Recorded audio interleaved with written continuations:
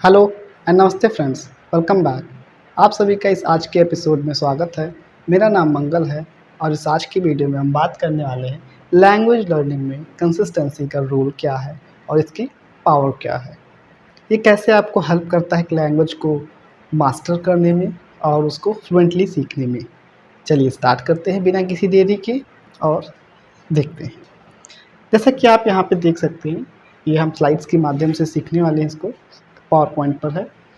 Language learning में consistency की power बहुत ज़्यादा है। डेली प्रैक्टिस से फ्लुएंसी तक का सफ़र इस वीडियो का विषय पहले ही हमने आपको बताया। कंसिस्टेंसी क्यों ज़रूरी है, पहले हम यही बात करने वाले हैं। कंसिस्टेंसी क्यों ज़रूरी है?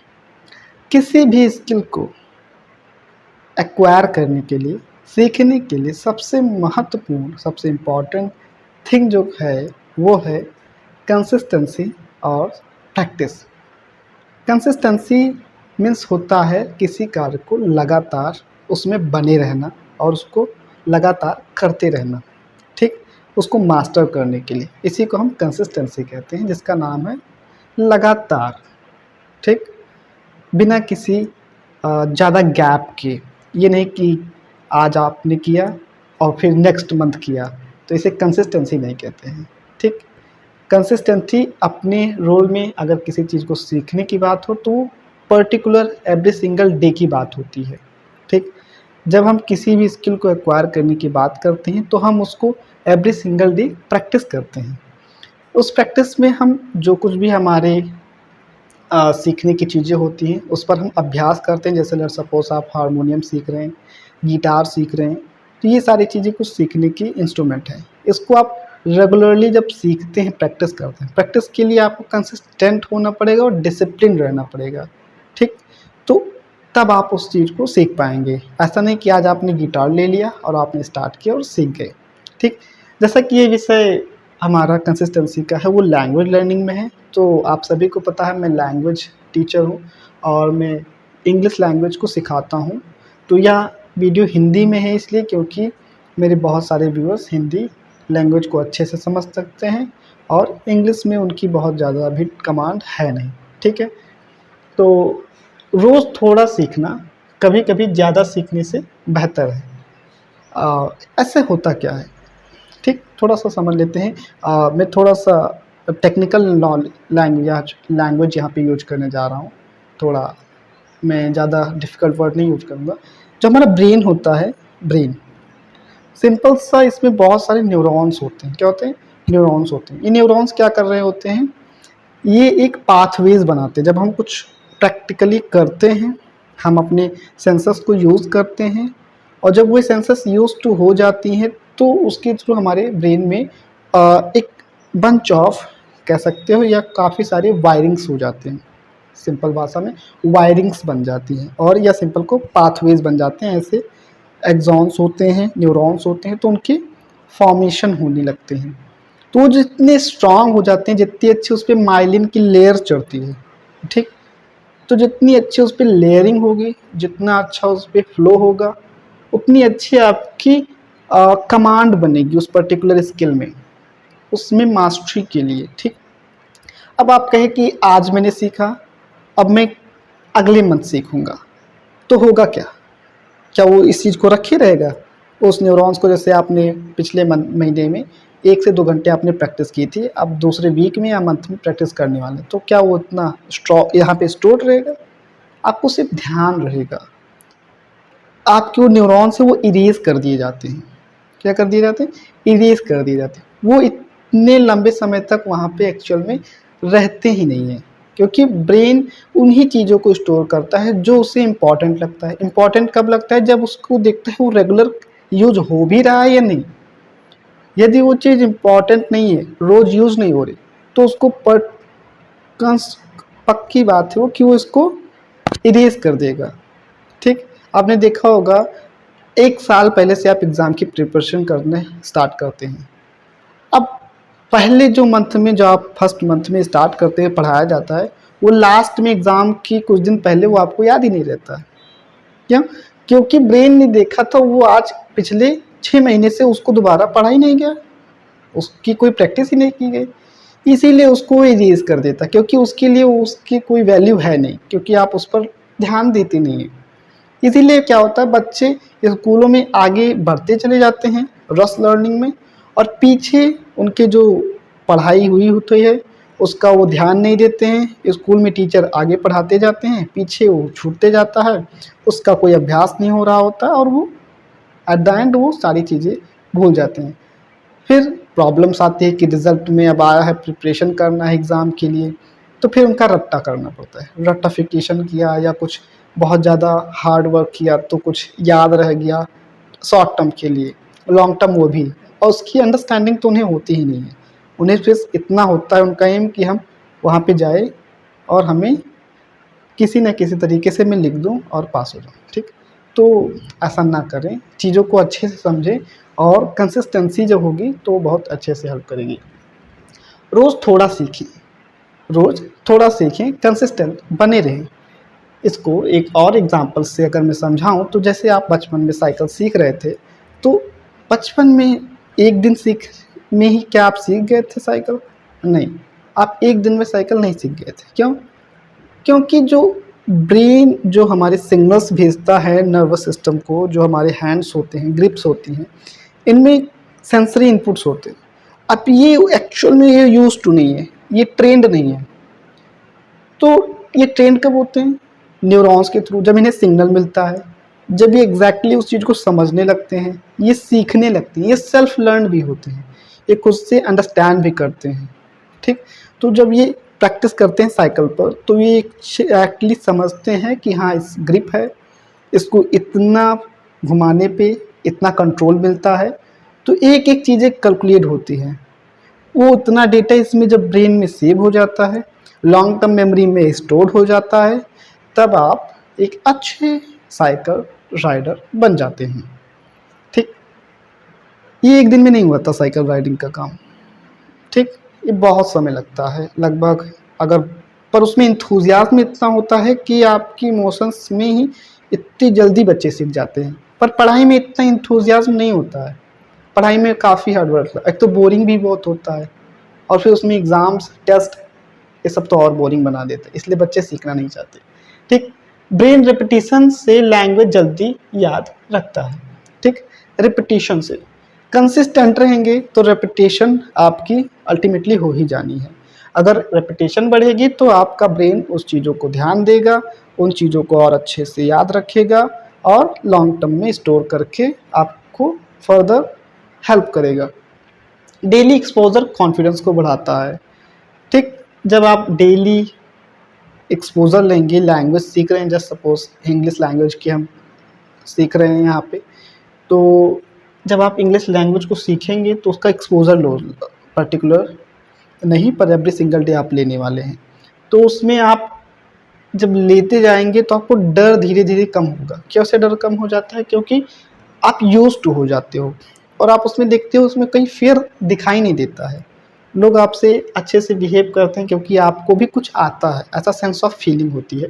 तो इससे कॉन्फिडेंस स्लोली स्लोली बढ़ ही जाता है।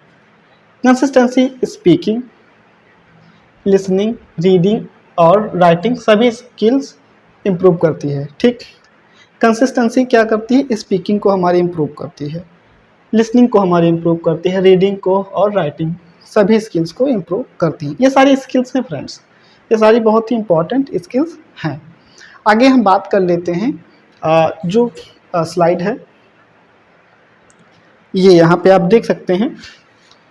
डेली रूटीन आपका क्या होना चाहिए? बहुत बेसिक सा एक एटॉमिक हैबिट का एग्जांपल देता हूँ। एटॉमिक हैबिट बुक का नाम ही है, एटॉमिक्स का नाम आप सभी को पता है। एटम्स अपनी ओपन आई से दिखे भी नहीं जा सकते हैं, ठीक। उसके लिए हमें काफ़ी टेक्निकल टूल्स का यूज़ करना पड़ता है जिससे हम उसको देख सकें, ठीक। तो इतने बारीक उस बुक में एग्जांपल्स हैं कि ऐसे आपको हैबिट्स को बिल्ड करना है, कंसिस्टेंसी को बनाना है, जिससे आप जिम जा सकें और रेगुलर कंसिस्टेंटली उसमें बने रहें, ठीक। तो 10 मिनट की वोकैबुलरी, ठीक, इसका रिवीजन करना होता है। 10 मिनट लिसनिंग की प्रैक्टिस करना होता है, 10 मिनट स्पीकिंग करें और 5 मिनट रिवीजन करें। ये कोई स्टैंडर्ड नहीं है फ्रेंड, ये कोई स्टैंडर्ड, ये सिंपल सा है कि हैबिट बने आपकी, आपका रूटीन बने, आपके रिचुअल्स फॉलो करने लगे। आप जब रिचुअल्स फॉलो करने लगेंगे, rituals means every single day आप उठते हैं और इसको देखते हैं, ये चीज़ें आपको ध्यान रहती हैं। पहली बात तो सीखने की सबसे पहली बात है कि आपको चीज़ पता हो कि मेरे नेक्स्ट गोल क्या है, मेरा आज का टू डू लिस्ट क्या है, मुझे आज करना क्या है। ये चीज़ पहली बात तो ब्रेन को याद होनी चाहिए, इतना तो आपको करना ही होगा। तब कंसिस्टेंसी तो बहुत बड़ी बात होती है, वो तो बहुत टाइम बाद आती है। मोटिवेट होना, ठीक, इंट्रिंसिक मोटिवेशन इनसाइड से आना चाहिए, आउटसाइड की चीज़ें आपको मोटिवेट करेंगी ऐसा कोई ना, टीचर थोड़ी ना है आपके घर के अंदर बैठा, सुबह आप उठे तुरंत कह रहा लो हेडफोन लगा लो सुनो, ठीक। आपको खुद से मोटिवेट करना होगा अपने आप को। यहाँ पे कोई बैठा नहीं है जो आपको रोज कहेगा, डांटेगा और पनिश करेगा तभी आप कुछ करेंगे। इंटेंसिक स्ट्रांग वॉइस से आता है, ये आता कैसे, ये स्ट्रांग वॉइस से आता है जब आपके अंदर स्ट्रांग वॉइस होगा, कुछ पाने के लिए आपको जब इच्छा शक्ति होगी तब आपको ये करने के लिए आप में इंट्रिंसिक मोटिवेशन आएगी इनसाइड से, ठीक।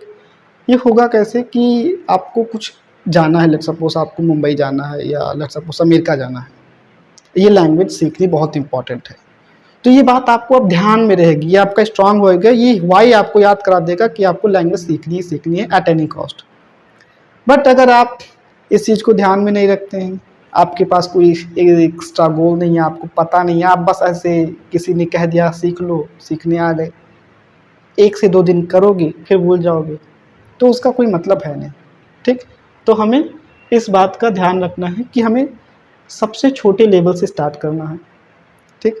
जिससे क्या हो, हम मोटिवेटेड रहें, हम उस चीज़ टास्क को रोज़ कंप्लीट कर सकें, जिससे होगा क्या कि आगे चल के आप कंसिस्टेंट बन जाएंगे, आपको ज़्यादा एफर्ट नहीं लगाना पड़ेगा। इसको कहते हैं मोमेंटम बिल्ड करो। क्या बिल्ड करो आप, मोमेंटम बिल्ड करने के लिए क्या करना होता है, हमें थोड़ा सा एक्स्ट्रा टॉर्क लगाना पड़ता है। जब साइकिल पर आप बैठते हैं तो आपको एक्स्ट्रा टॉर्क की आवश्यकता होती है, या बाइक स्टार्ट करते हो तो थ्रिल की आवश्यकता होती है, थ्रॉटल, एक्स्ट्रा थ्रॉटल देना पड़ता है जिससे आप बाइक को अच्छी स्पीड में ला सकें, एक पर्टिकुलर मॉडरेट स्पीड में ला सकें। साइकिल को भी चलाने के लिए हमें स्पीड की आवश्यकता होती है, उससे पहले हमें टॉर्क चाहिए होता है। टॉर्क जब आता है, टॉर्क से मोमेंटम बिल्ड हो जाता है, साइकिल एक पर्टिकुलर स्पीड पे आ जाती है और हमारी स्पीड ग्रेजुअली बढ़ के एक हाई लिमिट तक आ जाती है, जिसको आप इंक्रीज या डिक्रीज कर सकते हैं अपने अकॉर्डिंग, ठीक।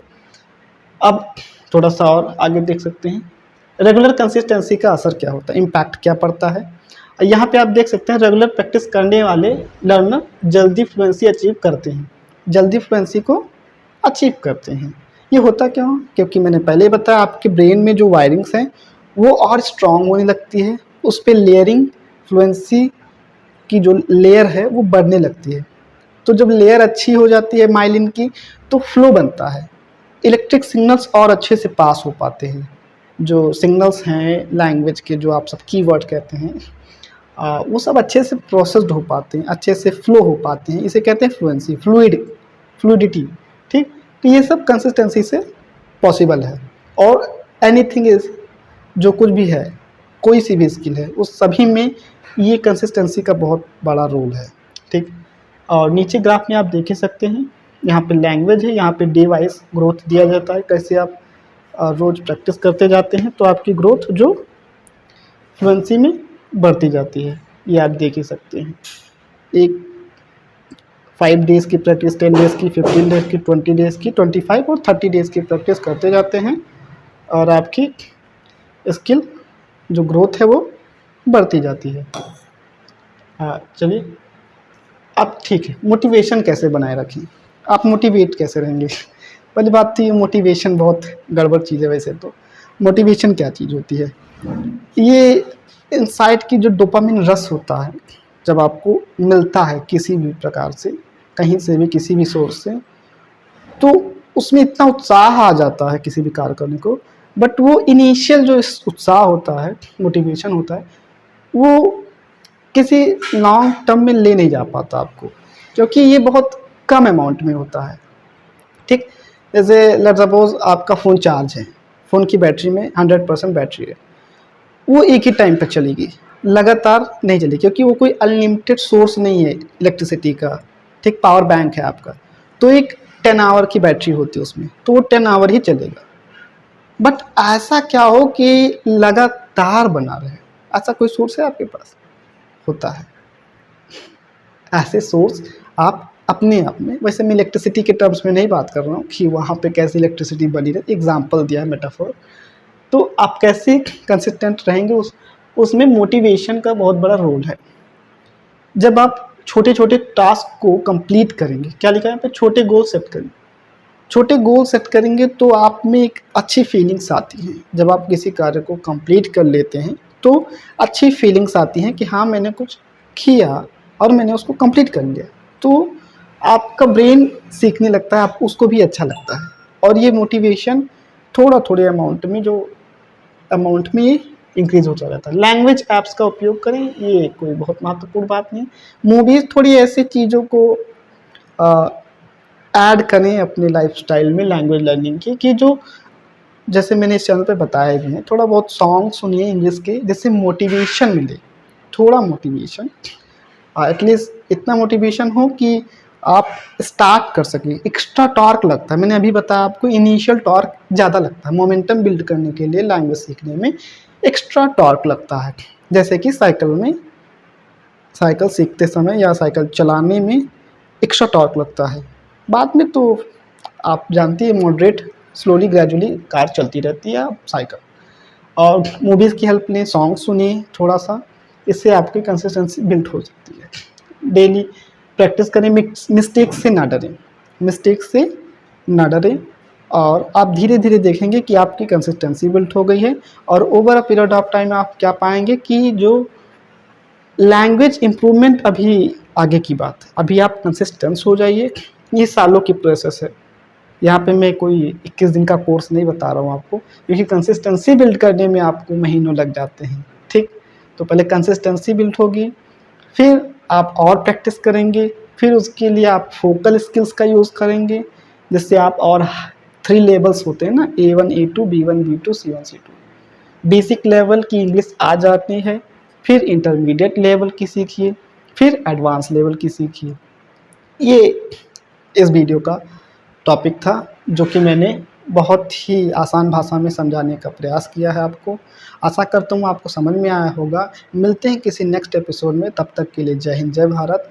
और कृपया अगर आपको वीडियो अच्छा लगा हो तो लाइक करिए और शेयर करिए अपने फ्रेंड्स के साथ जिन्हें इसकी आवश्यकता हो, और चैनल को सब्सक्राइब करिए और बेल आइकन को प्रेस करिए फर्दर नोटिफिकेशंस के लिए। जय हिंद।